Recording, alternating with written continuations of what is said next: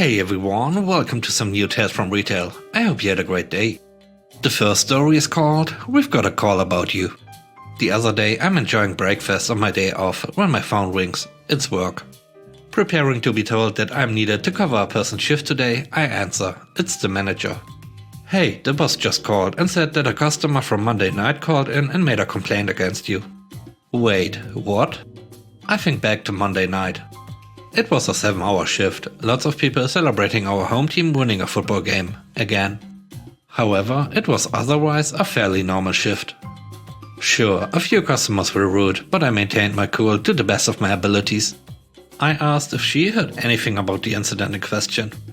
Apparently some woman stepped out of line for several minutes and you refused to take the man behind her and started yelling at him to stay in line. You were then exceptionally rude to him once you finally began ringing him up. Okay, no. I remember that there was a woman who stepped away from the register for around 10 seconds to grab another bag of chips. It was a 2 for $5 sale, would have been stupid not to.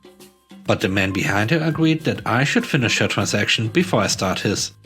I relayed this to my manager and commented that there was nothing else even remotely close to what was described. Fine, I'll tell the boss what you said. I'll talk to you later. I don't get any more calls for the rest of the day. I figured that my boss was just reviewing the footage and that the matter is just going to be dropped and forgotten.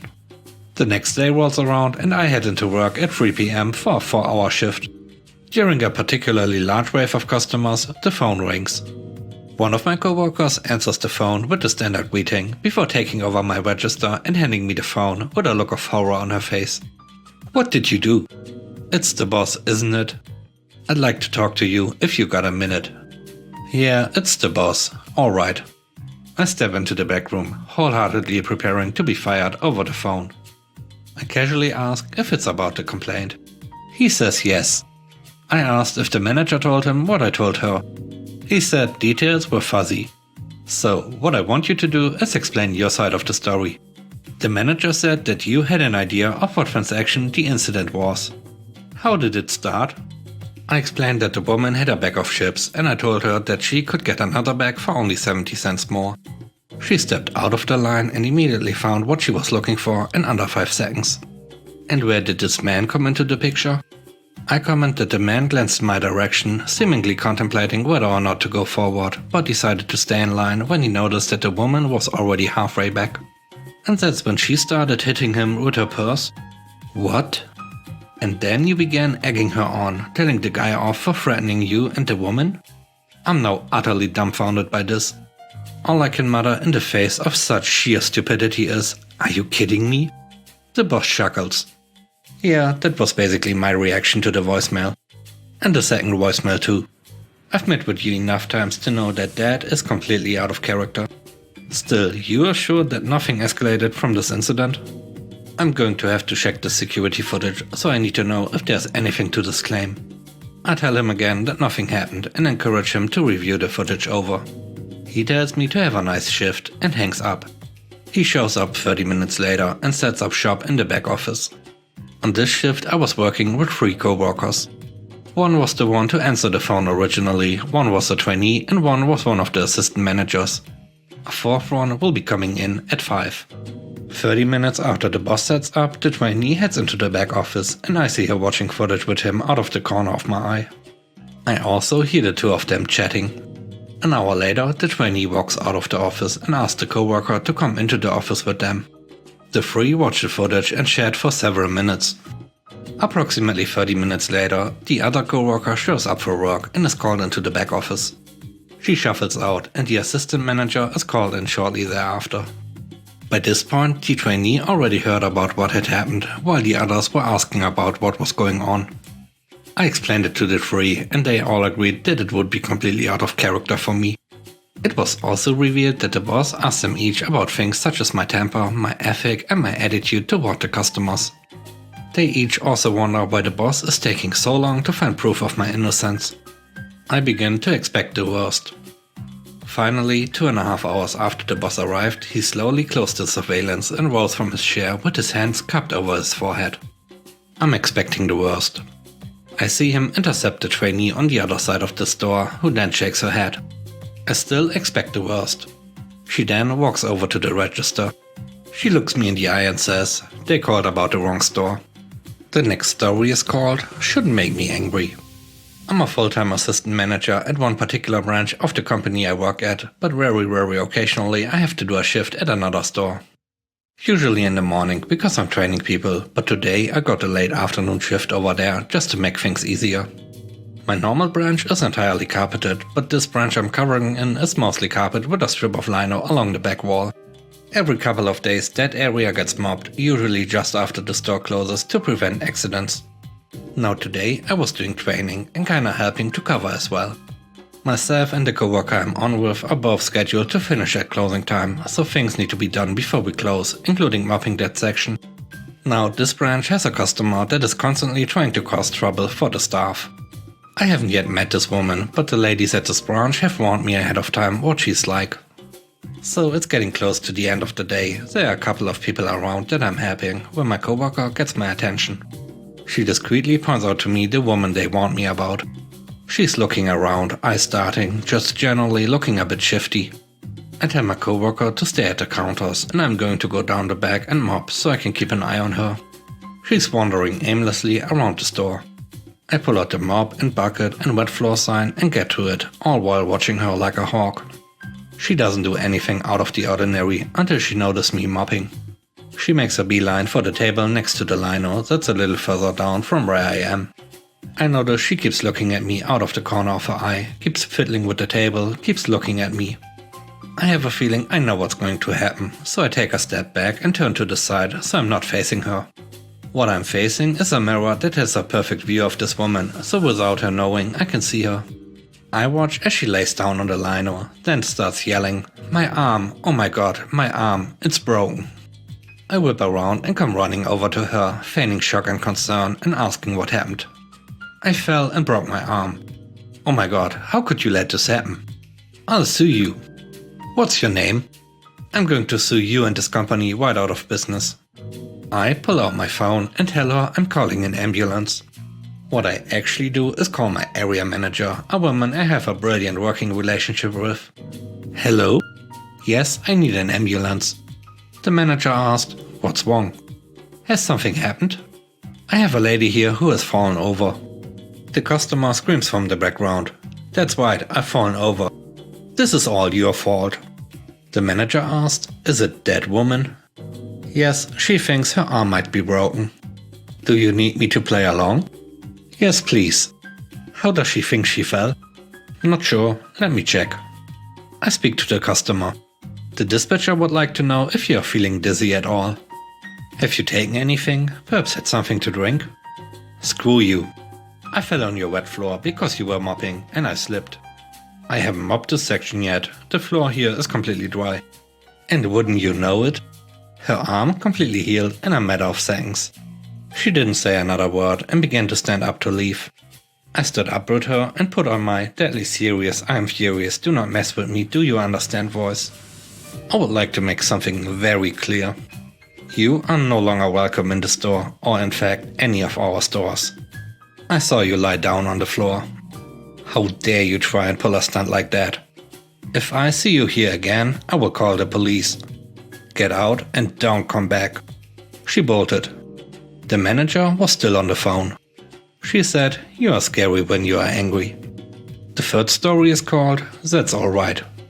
I used to work in the print center within a retail store.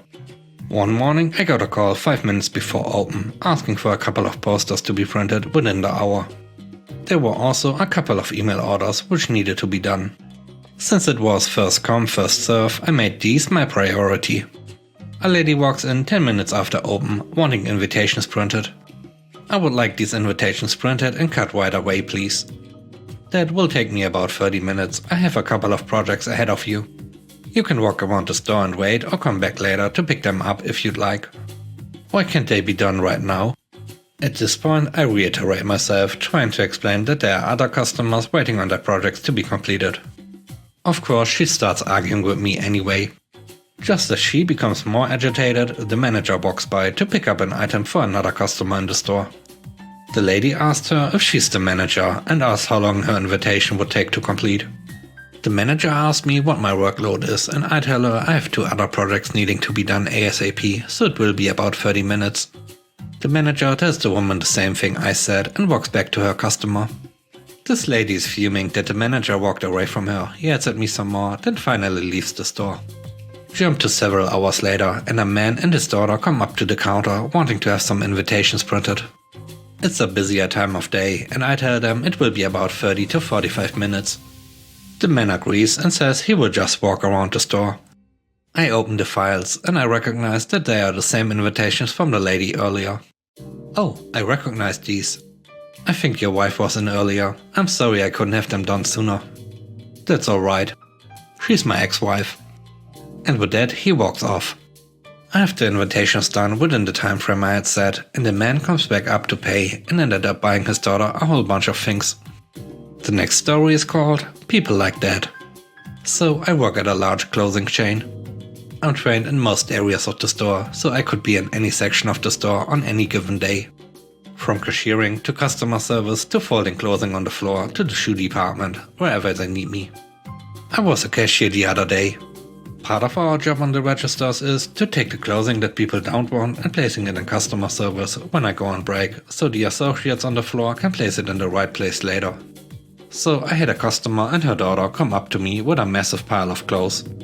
The mother looked mid-30s, the daughter was about 17. The daughter piled a massive amount of clothes onto the desk and started working through them, taking some out and piling them together, telling me which one she wanted and which one she didn't. About half of them she chose to put back, which she held out at arm's length for me as I was scanning her other items, telling me, "Here, I don't want these." The mother asked her, "Honey, you're right next to where you got these, why don't you put them back yourself while he checks out your other clothes?" The daughter rolled her eyes and told her, "Mom, that's part of the job, it's no big deal." Now, while that is technically part of my job, it is just a common courtesy thing to put it back if you have time, especially if you're right next to where they go. Obviously, it's not too big of a deal to me, but you know, it's the principle of the thing. It was the end of my shift, so I was looking forward to getting out of there, but obviously I threw on the retail smile and took them from her. I said, "Sure, I can get those back for you." At this point, the mother reached out, took them back, handed them to her daughter and said, "He has other things to get done." And I'm sure his time is better spent helping people on the register than putting your things away that you're too lazy to put away yourself. I made sure to throw on every eligible discount I could for her. It's people like that that make my day 10 times better. The last story is called I Know the Owner. The farm store is a community, employees, vendors, customers in a small town, so most people, save for tourists, know each other and either know or have met the farm owner. That's cool, but people try to take advantage of that fact, especially the mere acquaintances of the owner. I received my fair share of dumb people pretending they know the owner better than they do, to which I always want to say, "Yeah, I know him too." One night this woman came in 10 minutes to close and started doing serious grocery shopping. Annoying enough on its own, but we are used to it, so we just close what we can. She finally makes it up to the checkout counter. I get everything rung and bagged, but her credit card isn't working. It looks as though your card isn't going through. Would you like to try again or use another form of payment? I don't have another credit card on me and I don't have any cash. We can take a check if you have one with you. No, this is all I have with me. Can't I just go home and come by to pay tomorrow? I'm sorry, I can't do that. If you live in the neighborhood, I can hold your groceries here while you run home to grab payment. We are okay with that. It doesn't matter if I live close. I don't have time to do that, I've got a conference call. I know Farmer John and I'm sure he'd be fine with me coming back to pay tomorrow. Ma'am, I don't have the authority to approve that and no managers on site currently. Either you'll have to produce a way to pay or come back tomorrow when we open. I can store your items so you don't even need to reshop.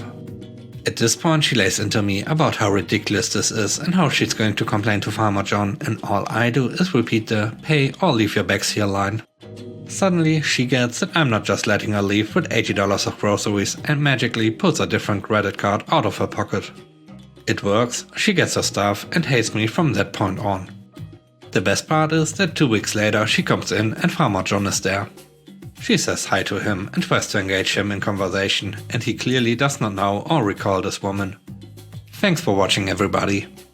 And thanks for sticking around to the end. If you haven't already, please hit the like button, and if you want, here's another video you might enjoy. Have a great day and stay safe. Bye bye.